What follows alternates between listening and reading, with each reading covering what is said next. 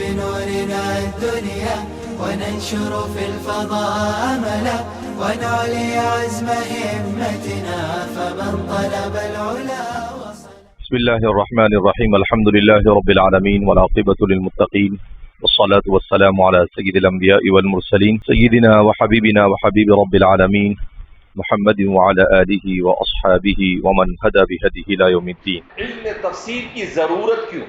ایک طالب علم کو، ایک عالم کو، ایک مسلمان کو علم تفسیر سے واقف ہونا کیوں ضروری ہے؟ قرآن کریم انتہائی جامع اور فصاحت اور بلاغت کا حامل، اس کو سمجھنے کے لیے انسان کو محنت اور جد و جہد اس لیے ضروری ہے کہ قرآن کا نزول انسانی زندگی کو بہتر بنانے کے لیے من حیث الدنیا والآخرہ ربنا آتنا فی الدنیا حسن وفی الآخرۃ حسن. تو حسن دنیا اور حسن آخرت دونوں کو بہتر اسی لیے کہتے ہیں جیسے ہندوستان کا دستور ہے، ایسے ہی ہر انسان کے لیے اگر کوئی دستور حیات بن سکتا ہے تو وہ کون بن سکتا ہے؟ قرآن. القرآن وہ دستور حیات البشر، انسانی زندگی کے لیے دستور حیات، کانسٹیٹیوشن آف لائف. کیوں کہ انسان کو نہیں سمجھتا ہے کب کیا کرنا، کیسے کرنا، لیکن قرآن اس کی رہنمائی کرتا ہے. اچھا انسان بننا چاہتا ہے، فجر اٹھ جانے کا فجر ایک ہے فجر اور ایک ہے فجر کا مطلب کیا ہے؟ تہجد کی. اور ایک دم اچھا نہیں بننا ہے، تھوڑا بھی اچھا بننا ہے تو فجر تو پڑھنی پڑے. تو آپ کو صبح کب اٹھنا، وہ بھی فجر کے بہانے. سائنس، دنیا کے ماہرین سارے لوگ یہ بات کہتے ہیں کہ وہی انسان کامیاب ہوتے ہیں جو دنیا میں صبح میں جلدی اٹھتے ہیں. صبح میں سونے والے یہ کبھی کامیاب ہو سکتے نہیں. اور یہ امت ایسو ہوتی رہتی آرام سے، کسی کی 9 بجے صبح ہوتی، کسی کی 10 بجے صبح ہوتی، کسی کی 11 بجے صبح ہوتی ہے. نہیں، انسان کے امتحان کا سب سے پہلا مرحلہ فجر، کہ آپ نے فجر پڑھی یا نہیں پڑھی. تو آپ کو کب اٹھنا، اٹھنے کے بعد کیا کرنا اور کس طریقے سے پورا دن گزارنا. اقم الصلاة لدلوک الشمس الى غسق الليل وقرآن الفجر ان قرآن الفجر كان مشهودا. تو آپ کو کب اٹھانے کا حکم دے رہا ہے قرآن؟ فجر کب اٹھنے کا؟ وَتَهَجَّدْ بِهِ نَافِلَةً لَكَ عَسَىٰ أَن يَبْعَثَكَ رَبُّكَ مَقَامًا مَحْمُودًا. مقام محمود پانا ہے تو صرف فجر میں نہیں، فجر سے بہت پہلے. کیا بولتا ہے؟ فجر میں اٹھ جاؤ تو غنیمت. فجر میں اٹھ جاوے تو ایسا سمجھتا ہے جیسے علیہ باللہ اللہ پر احسان کیا، میں نے آج فجر پڑھی. اچھا کب؟ بولے 5 سال بعد. اللہ حفاظت فرمائے. بہرحال تو قرآن کریم کی تفسیر، چونکہ قرآن کریم کا نزول ہی ہوا ہے، کیوں؟ انسان کی رہنمائی کے لیے. ذالک الکتاب لا ریب فیہ ھدی للمتقین. اب جب انسان کی رہنمائی کے لیے اس کا نزول ہوا ہے تو ظاہر سی بات ہے کہ جب تک کہ وہ اس کو پڑھے گا نہیں، وہ اس کو سمجھے گا نہیں، وہاں تک کہ اس کے مسائل حل ہو سکتے نہیں، وہاں تک کہ وہ پریشانی ہی کا کیا ہوگا؟ شکار ہوگا. بہرحال چونکہ اس کو پڑھنا ہمارے لیے زیادہ ضروری ہے، اس وجہ سے ہم اسی پر اتفاق کرتے ہیں، ورنہ مقدمہ بول کے بہت لمبے لمبے اوقات گزارے جا سکتے ہیں. لیکن اپنی کتابی اتنی تفصیلی ہے کہ مقدمے میں وقت گزارنا یہ دانش مندی کے خلاف ہے. بہرحال اب مقدمۃ الکتاب، یہ مقدمۃ العلم کے تحت وہ 4 چیزیں آپ کو بتا دی. علم تفسیر کا موضوع، علم تفسیر کی تعریف، علم تفسیر کا موضوع، علم تفسیر کی غرض و غایت اور علم تفسیر کی ضرورت اور اہمیت، اس کی تاریخ، اس کے مناہج، یہ سب بیان کرنے بیٹھے تو ایسے ہی بکری آ جائے گی. اپنے کو ٹائم پاس کرنا نہیں ہے، تفسیر پڑھنا ہے نا.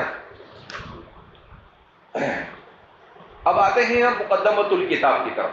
مقدمۃ الکتاب میں دو چیزیں ذکر کی جائے گی، ایک تو کتاب سے متعلق امور اور دوسرے مصنفین سے متعلق امور. کیونکہ عام طور پر تصنیف کرنے والا ایک ہوتا ہے، مگر ہماری اس کتاب میں مصنف دو ہیں، لہذا اس بنا پر دونوں حضرات کا مختصر تعارف پیش کر دیا جائے گا. سب سے پہلے کتاب جلالین. اس کتاب کا کوئی نام دونوں مصنفین کی طرف سے نہیں لکھا ہے. ان دونوں مصنفین نے اس کا کوئی نام رکھا ہو ایسا کہیں پر نہ کتاب میں کہیں اشارہ ملتا ہے، نہ مقدمے میں کہیں اشارہ ملتا ہے، نہ مصنفین نے اپنی کسی اور جگہ پر اس کی طرف اشارہ کیا ہے. لہذا یہ مشہور ہو گئی تفسیر الجلالین سے. ان مشتہر بتفسیر الجلالین، یہ مشہور ہو گئی جلالین سے. کیوں مشہور ہو گئی جلالین سے؟ اس لیے کہ اس کو لکھنے والے دونوں نام جلال الدین ہیں. اس مناسبت سے دو جلالین ہیں، اس لیے اس کو جلالین سے مشہور کیا گیا. اصل میں تفسیر الجلالین، ورنہ اگر تفسیر کا لفظ نہیں بولے تو کیا پڑھنا پڑے گا آپ کو؟ جلالان. حالت رفع میں آئے گی کہ نہیں، لیکن تفسیر یہاں پر کیا ہوتی ہے؟ محذوف ہوتی ہے، مقدر ہوتی ہے. تو تفسیر الجلالین، تو الجلالین جو اس کو حالت جری میں پڑھتے ہیں. وہ کیوں پڑھتے ہیں؟ مضاف الیہ ہونے کی وجہ سے. کیوں پڑھتے ہیں؟ اس لیے کہ تثنیہ کا اعراب حالت رفع میں الف کے ساتھ اور حالت نصب اور جر میں کس کے ساتھ؟ یا ما قبل مفتوح کے ساتھ. تو اس لیے اس کو کیا کرتے ہیں؟ تفسیر الجلالین، الجلالین کہتے ہیں. تفسیر کا منہج،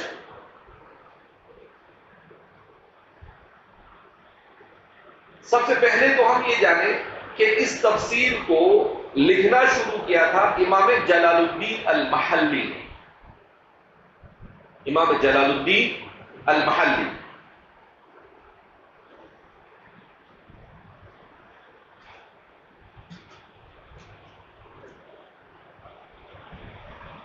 امام جلال الدین محلی، ان کا نام بیان کیا جاتا ہے محمد ابن احمد ابن ابراہیم المحلی. محمد ابن احمد ابن ابراہیم المحلی.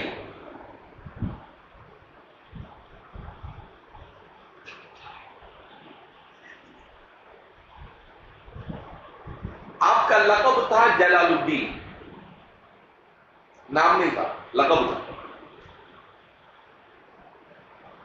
المحلی آپ کو کہا جاتا ہے، مصر کے ایک علاقے کا نام ہی محل تھا، المحلہ. آپ وہاں کے رہنے والے تھے، اس مناسبت سے آپ کو المحلی کہا جاتا ہے.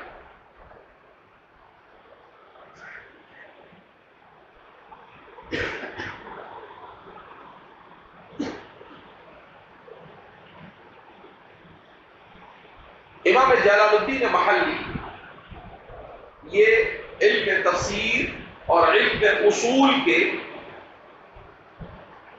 ماہر مانے جاتے ہیں.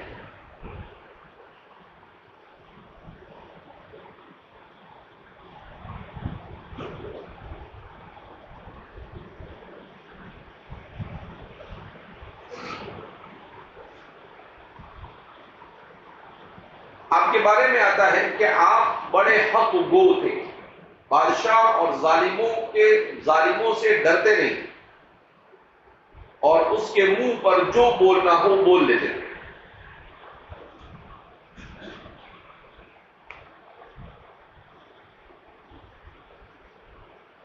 آپ کے زمانے کے بادشاہوں نے بہت سارے مناصب اور عہدے آپ کو پیش کیے، مگر آپ نے سب کو ٹھکرا دیا. قاضی القضات بھی بنانے کی کوشش کی اور بھی بہت سارے بڑے بڑے عہدے دینے کی کوشش کی، مگر آپ نے کسی عہدے کو قبول نہیں کیا.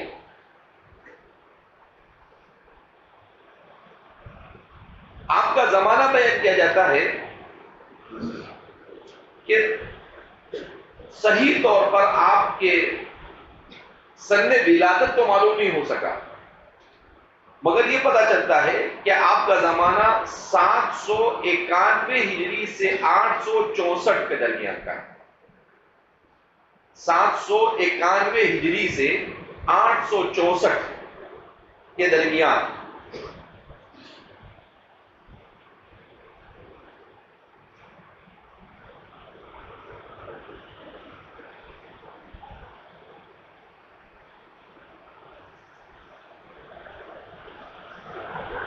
جو سن عیسوی کے اعتبار سے 1389 اور 1459 کے درمیان بنتا ہے۔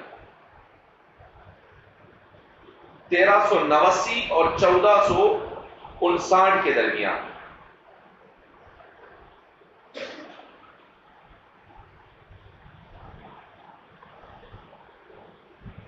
تفسیر جلالین آپ نے سورہ کہف سے شروع کی۔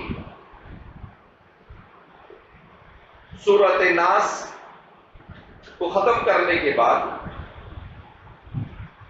آپ نے سورہ فاتحہ شروع کی۔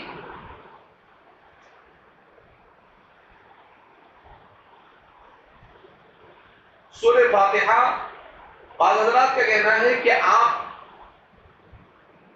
نصف اول میں صرف سورہ فاتحہ کی تفسیر کر سکیں، اور بعض حضرات کا کہنا ہے کہ سورہ بقرہ کی 26 آیت تک آپ کی تفسیر ہے۔ سورہ بقرہ کی 26 آیت تک کی جو تفسیر ہے وہ امام جلال الدین محلی کی۔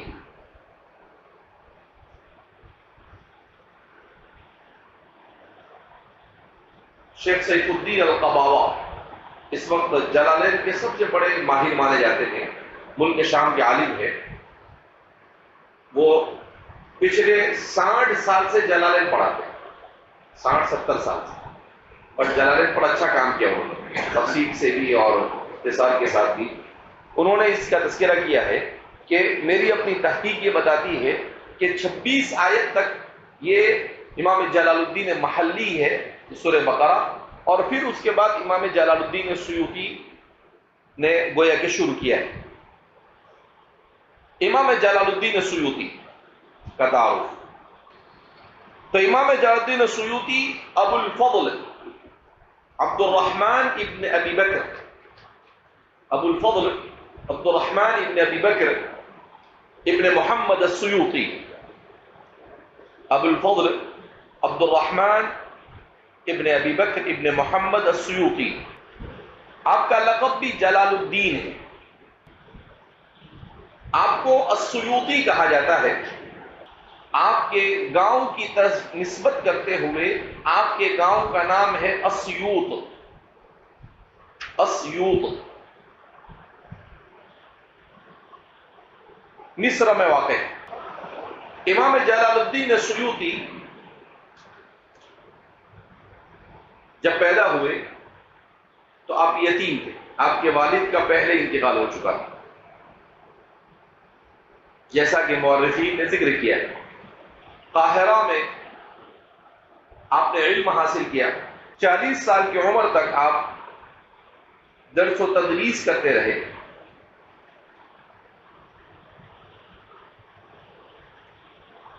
اس کے بعد آپ نے گوشہ نشینی اختیار کر لی، یعنی لوگوں سے کٹ کر ایک گوشے میں روضۃ المقیاس کے نام سے ایک جگہ پر آپ نے گوشہ نشینی اختیار کر لی۔ آپ کے بارے میں بھی آتا ہے کہ بڑے بے نیازی کے ساتھ زندگی گزاری۔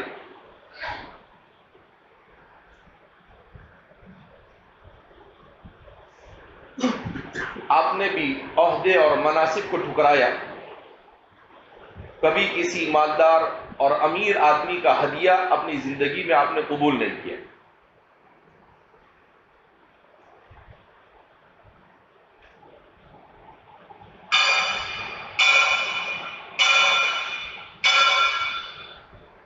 آپ کی ولادت 840 میں اور آپ کی وفات سن ہجری 911 میں ہوئی۔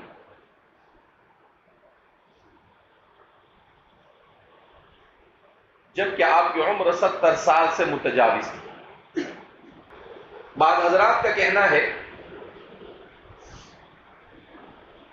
کہ آپ جلال الدین محلی کے شاگرد ہیں، اگرچہ بعض اس کا انکار کرتے ہیں، لیکن چونکہ دونوں حضرات مصر کے ہیں اور امام محلی اور امام سیوطی کا زمانہ دیکھتے ہیں تو اس سے پتہ چلتا ہے کہ آپ ان کے شاگرد ضرور رہے ہوں گے۔ وجہ اس کی یہ ہے کہ ان کا 64 میں انتقال ہوتا ہے، امام جلال الدین محلی کا، اور امام جلال الدین سیوطی کی پیدائش 40 میں۔ اس کا مطلب ان کا جب انتقال ہوا اس وقت یہ 20-25 سال 24 سال کے رہے، اگر 40 میں ان کی ولادت ہے، کیونکہ ان کی ولادت کے بارے میں اختلاف ہے، کسی نے 40 کے بعد بتایا ہے۔ تو زیادہ قریب قیاس یہ ہے کہ امام جلال الدین محلی شیخ ہے اور امام جلال الدین سیوطی کیا ہے ان کے شاگرد ہیں۔ اسی لیے فرماتے ہیں کہ یہ اتنی عمر کے تھے اور اپنے شیخ کے انتقال کے بعد، کیونکہ آدمی اتنی آسانی کے ساتھ تو کسی سے مناسبت پیدا نہیں ہوتی ہے اور بالکل اسی طرح کی چیزیں لکھ نہیں پاتا ہے، تو فرماتے ہیں کہ آپ نے 40 دن کے اندر میں اپنے شیخ کی چھوڑی ہوئی بقیہ تفسیر پوری کر دی۔ کتنے دن کے اندر میں؟ 40 دن کی۔ امام جلال الدین سیوطی جو ہے ان کی اصل شان تھی محدث، احادیث رسول صلی اللہ علیہ وسلم ساری حدیثیں ان کے زمانے تک جتنی مل سکتی تھی ان سب کو جمع کرنے کی سب سے پہلی کوشش آپ نے کی۔ جمع الجوامع کے نام سے آپ نے کتاب لکھی امام جلال الدین سیوطی، کئی جلدوں میں۔ آپ نے قرآن کریم کی سب سے دوسرے نمبر کی وہ تفسیر ہے جو تفسیر القرآن بالحدیث کہا جاتا ہے، الدر المنثور فی تفسیر کتاب اللہ المأثور کے نام سے 10-12 جلدوں کے اندر میں، اور ہر آیت کو تفسیر کے ساتھ کا۔ امام جلال الدین سیوطی جو ہے ان کا سب سے بڑا کمال یہ تھا کہ یہ آئے 9ویں صدی میں، مگر ان کو جتنی حدیثیں یاد کی وہ ساری حدیثیں مکمل سند کے ساتھ یاد، جبکہ ان کے زمانے میں سند تک پہنچنے کے لیے کم از کم 15 سے 20 محدثیں لگتے ہیں، 15-20 سے کم نہیں۔ ابھی 3ری صدی کے اوائل کے اندر میں امام بخاری آتے ہیں، ان کو 5 پہنچ جاتے تھے وہ، تو یہ تو ان کے بھی کتنے سال کے بعد آ رہے ہیں؟ 700 سال کے بعد آ رہے ہیں، تو 15-20 واسطے سے کم ان کی سند میں ہوں گے نہیں۔ لیکن فرماتے ہیں ان کے بارے میں کہ عالم الحدیث النبوی فقال هو المسند ای يحفظ احادیث رسول اللہ صلی اللہ علیہ وسلم بکامل اسانیدہ کما وصفه المحققون۔ محققین کہتے ہیں کہ ساری حدیثیں آپ نے سند کے ساتھ، اسی لیے آپ کو الحافظ بھی کہا جاتا ہے۔ کیا کہا جاتا ہے؟ الحافظ۔ اس مناسبت سے ہمارے زمانے میں قرآن کے حافظ کو حافظ کہتے تھے، ان کے زمانے میں جو احادیث رسول کو سب سند کے ساتھ یاد کرتا تھا ایسے لوگوں کو حافظ کہا جاتا ہے۔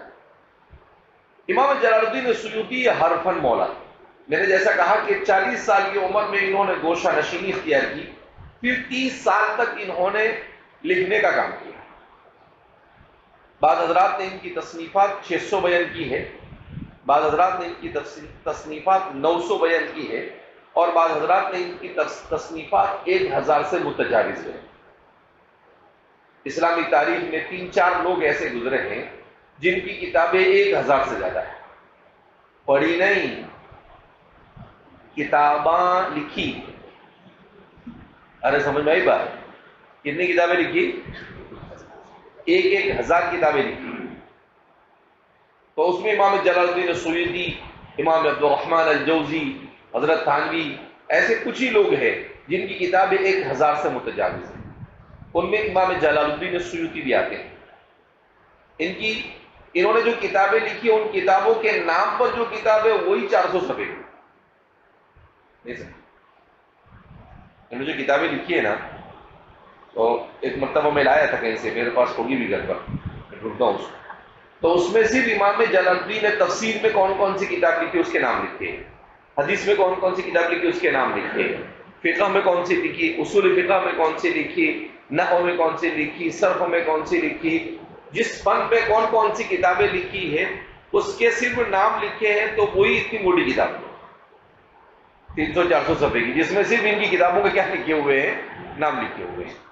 تو امام جلال الدین سیوطی ان کے بارے میں ایک مرتبہ ایک عربی مجلے میں نے پڑھا تھا، بڑا اچھا ان کو نام دیتے العالم الموسوعی، انسائکلوپیڈیائی عالم۔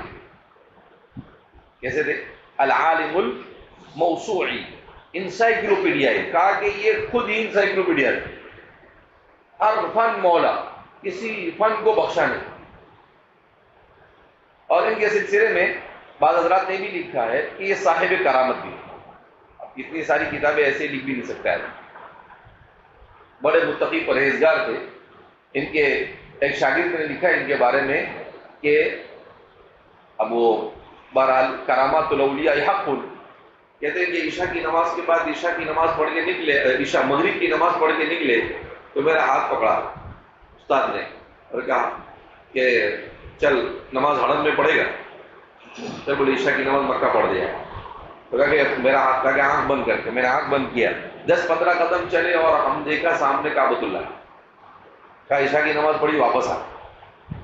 تو اس طرح کے واقعات ان کے بارے میں لکھا ہے کہ صاحب کرامت، اور آپ نے شادی بھی نہیں کی، صرف علم عبادت، اس کے علاوہ کوئی مشغلہ آپ کا تھا نہیں۔ جیسے ہمارے زمانے میں لوگوں کا کھانا اور سونا مشغلہ ہوتا ہے، ایسے ان کا مشغلہ کیا تھا؟